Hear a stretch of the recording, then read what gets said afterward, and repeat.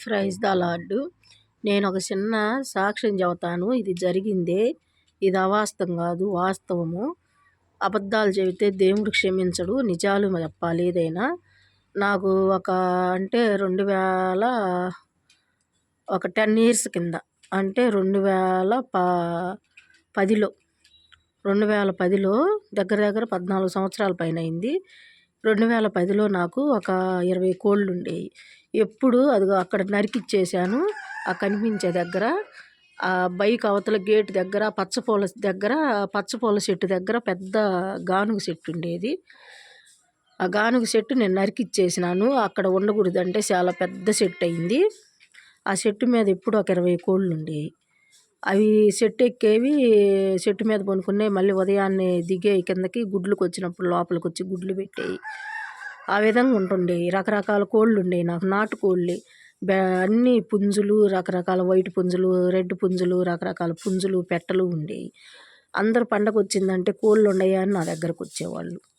అయితే ఒకరోజు ఏం జరిగిందంటే, అనుకోకుండా నేను బయట నుంచి ఎక్కడికో వెళ్ళి వచ్చేసరికి ఒక 1/2 కేజీ ఉంటుంది కోడి పుంజు అడ్డం పడింది. అయితే ఆ అడ్డం పడ్డ పుంజుని నేను చూసేసరికి మా పక్కన వాళ్ళు కొక్కెరుందమ్మ ఊళ్ళో అని చెప్పి మేము కూడా కోసుకుంటున్నాము, మా పుంజు కూడా అడ్డం పడిందని వాళ్ళు కోసుకుంటున్నారు, మీరు కూడా కోసుకోండి అన్నారు. ఒక 1/2 కేజీ ఉంటుంది. నేనేం చేశానంటే, దీనికి కొక్కెరే వచ్చిందో లేకపోతే పాము ఏమన్నా ముట్టుకుందో, ఇది దొడ్లల్లో ఏమన్నా అయిందో ఏమో అని చెప్పి, ఎందుకులే అని చెప్పి ఇది బతికితే దేవుడికి ఇస్తా, యేసుప్రభుకి చర్చిలో బతికితే, చనిపోతే పడేద్దాము. ఈ విధంగా నేను అనుకొని, ఏదో నాకు తెలియని మాట, అది మంచికో అనొచ్చో అనకూడదో చెడుకో నాకైతే తెలియదు.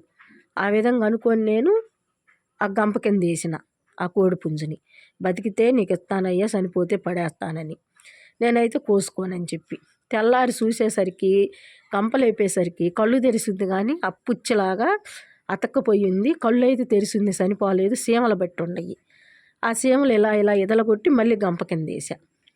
మళ్ళీ 2వ రోజు గడిచిపోయింది. 3వ రోజు మళ్ళీ చూసా, గంప కింద సీమలు బట్టిపోయి మళ్ళీ అలాగనే కళ్ళు తెరిసింది, చనిపోలేదు ఉంది. మా వారు అన్నారు, ఎందుకు అంది ఆ విధంగా అలా ఉంచిన ఇంట్లో పడేయకటు తీసన్నాడు. ప్రాణం బాలేదు కదా, కళ్ళు తెరిసింది, ఎట్టబడేస్తావు, పోనీ ఒకవేళ దేవుడు ఏమన్నా ఆయన ఒక కార్యం చేయదలుచుకున్నాడేమో అని చెప్పి నేను అలాగే ఉంచా.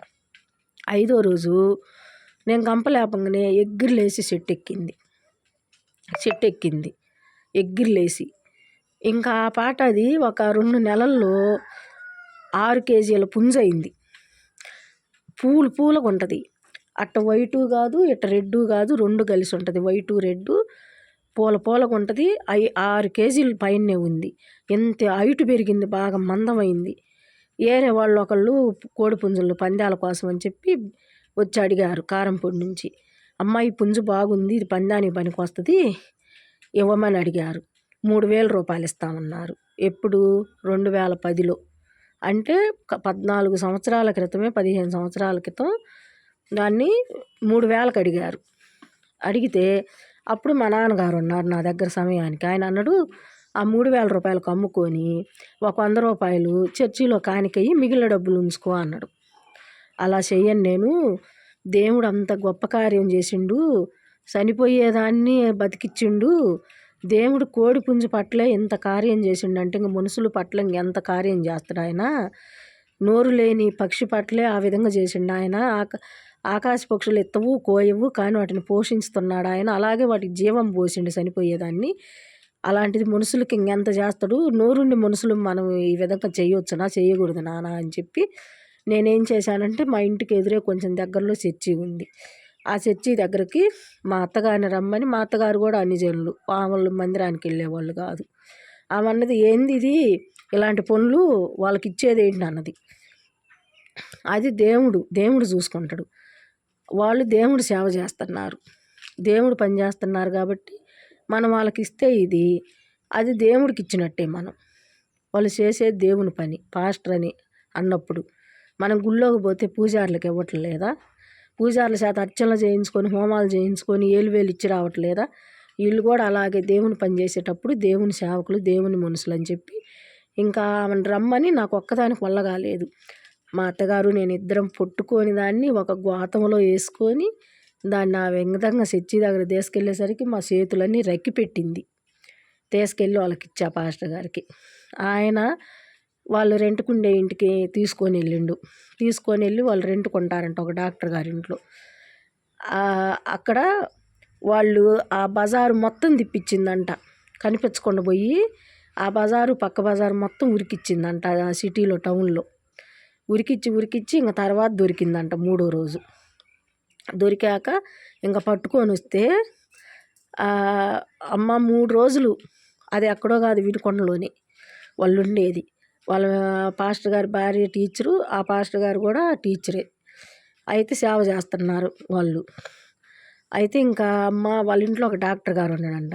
ఆ డాక్టర్ గారు మేమిద్దరమి 10 రోజులు తిన్నా కానీ ఆ మాంసం తరిగిపోలేదమ్మా, అంత రుచిగా ఉంది, నువ్వు ప్రేమగా ఇచ్చినవని మేము కోసుకొని తిన్నాము. ఆ డాక్టర్ గారికి కూడా ఇచ్చిన వాళ్ళు మేము 10 రోజులు తిన్నా తరగలేదు మా ఇంట్లో, అంత చికెన్ అయింది, అంత మాంసం అయింది ఆ కోడి మాంసం అని చెప్పి 2 రోజులు తిప్పించి దొరకలేదంట. తర్వాత దొరికిందంట, 2 బజార్లు పరిగెత్తిందంట. దేవుడు మరి అంత కార్యం చేసిండంటే సామాన్యమైన విషయం కాదుగా. గంప కిందేసి 3 రోజులు చీమలు బట్టి అప్పుచ్చిలాగా అయిపోయి పడే దరిద్రం అన్నాడు మా ఇంట్లో వాళ్ళు. అయినా కానీ నేను దేవుడి మీద నమ్మకం చొప్పున, విశ్వాసం చొప్పున దేవుడు ఈ కార్యం చేస్తాడా చేయడని నేను అలాగే ఉంచాను. దేవుడు ఆ కార్యం చేసిండు. మనుషుల పట్లంగా దేవుడు నోరున్న మనుషులు మనము విశ్వాసంతో మంచి హృదయంతో దేవుని వైపు చూసి ఆయన కట్టడాలను ఆజ్ఞలను అనుసరించి మనం నడుచుకున్నప్పుడు దేవుడు ఎంత ఇష్టపడతాడో తెలిసిన, నా బిడ్డ అని హత్తుకుంటాడు మనల్ని. దేవుడు అంత గొప్ప కార్యాలు మన బిడ్డల పట్ల, మన పట్ల, మన కుటుంబం పట్ల చేస్తాడు దేవుడు.